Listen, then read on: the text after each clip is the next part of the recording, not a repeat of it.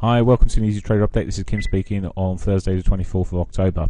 Okay, just before I get into the update itself, just a bit of news about a new service that we've launched. It's what I call 2 in 2, and it's looking at the two most traded currency pairs in the UK by retail traders. That's the euro dollar and pound dollar.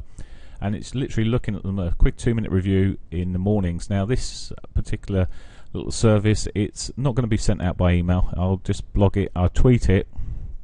I'm going to start putting it on the blog. I've been doing it for another company actually, but I just thought it's such a waste not sharing it with our own readership, so I'm popping it on there. It's literally, as I say, 2 minutes, 1 minute looking at each really. Sometimes a little review of yesterday, and then carrying on with today, but it is very quick, and it will be on there normally by 7:30, if not before. So it's just a very, very quick review of those two main markets. Just as I say, put it on the blog. Not going to send the emails because I appreciate you guys get a lot of emails. Right, okay, let's have a look at the update then, and look at the euro dollar. And it's brought to my attention, I'll have to name the chap. He came within a smidgen of the 618. Now, when I look at this, if we come back out to a weekly, it's a 618 from way back on the 5th of the 2nd, 2011, right down to the lows, and then back up again here. As it's interesting, when you start looking at it on weekly, all of a sudden you see an extra load of patterns here, and in a sense there's a huge inverted head and shoulders sitting here, which if we were to see anything like that pop out, that could take us right up to the highs of that 1.5 area and beyond. However, more realistically, let's just look at the shorter term of what we've got on nearer term, and look at the dailies here. And okay, we're pretty close to that 618, came just fractionally short of it on here, but important thing, I'll double click on here, get the RSI back here, and we are getting towards the sort of overbought sort of levels here, although there are still 76.69, or to be precise 77% ish of retail traders are still short on the euro, which makes you think, well, this could just drift its way up a little bit more. All the buy stops that was sitting there have been taken out as far as I can see. It's mainly sell stops that's sitting above there now. In terms of what I'm looking at, the order book I'm viewing here doesn't say the net positions. In fact, but the one interesting thing is the net positions at 137.50, for example, is bias. So 137.50. Around about here is buy stops, so there's a lot of buy stops being put in, so a retrace down to that level there, quite interesting really. Could see it being pushed up, but also we should be looking at the 4 hourlies here, and you can see when you start bringing it down to the 240 minutes that we've got a bit of divergence going on here. Now, whether this holds, and we can hold, and I mean, all we've really basically come back, tested the daily pivot, and had a bit of a bounce. Well, just went through it a little bit, and it's on this lower band here as well that we're looking at. But more importantly, it tested that daily pivot. But it's whether or not it can hold now and push up again later in the session or into tomorrow. It had been tapping on the door here so many times at this level here, around about 137.92. Probably not such a shock to see a breakout. Whether it's a false breakout and whether it can actually hold, we'll see. And whether we can get back up there and head really for a proper hit, that 61.8 retrace. As I say, we'll see if it coming, maybe today, maybe tomorrow. There isn't a lot of key news out for the rest of this week at the moment, so still waiting for a bit of catch up on the US reports, and maybe some of them will be just merged in with the coming month's reports anyway. So anyway, for now, euro looks, if it were to finish anywhere like this, it would look bearish for tomorrow, but there's a lot of day to go yet.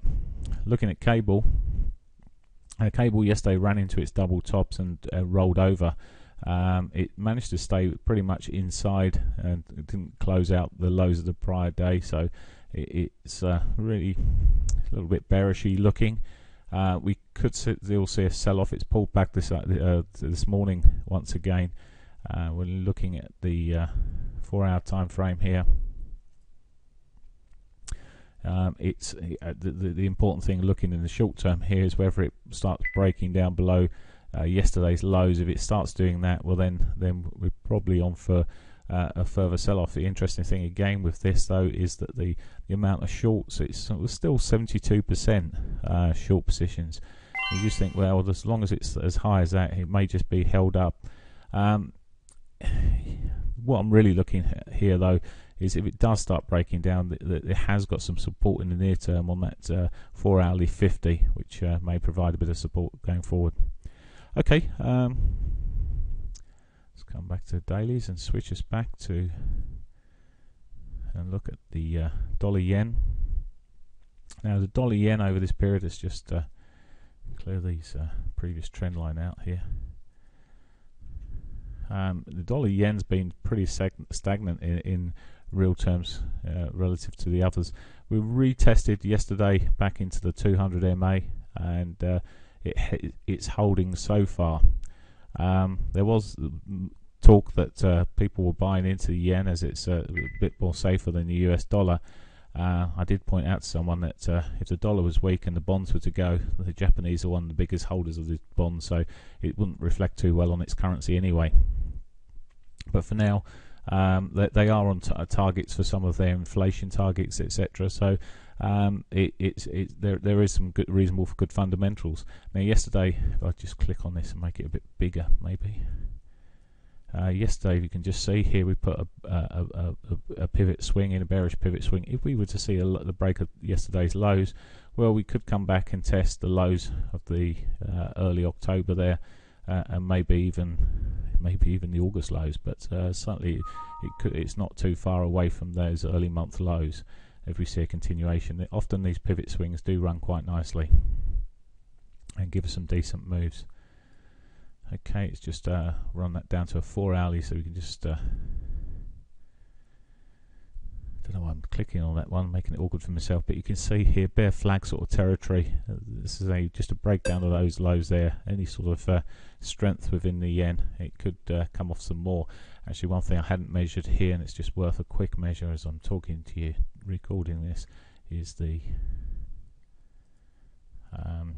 okay, we haven't even done a 1-to-1 on that last move, but so if we start pulling down further, well, there's the earlier month lows are sort of sitting at a 1272, so quite within reach of where we are now. So that's what I'll certainly be watching. If we get a break of those lows, it gives us some target areas to where to next. Okay, come back to the dailies here. Right, euro yen has been much more choppy of late. In fact, it did actually manage a bit of a breakout 2 days ago. Yesterday's pullback, it hasn't really managed to get much beyond this. The thing is, with the euro and the yen strengthening together, it makes against the dollar, it's hard to differentiate which one is actually the strongest. Obviously the yen yesterday, but they're much more difficult in the short term to be trading a lot of the time. So they go off the radar, so I will just leave it there. Okay, so hope you have a great week. Kev will be back tomorrow. Oh, he won't be back tomorrow because we're out. He may actually be doing a recording later on today of some trading. It's a possibility, but otherwise you'll get some updates on a Monday. Have a great one. Bye for now.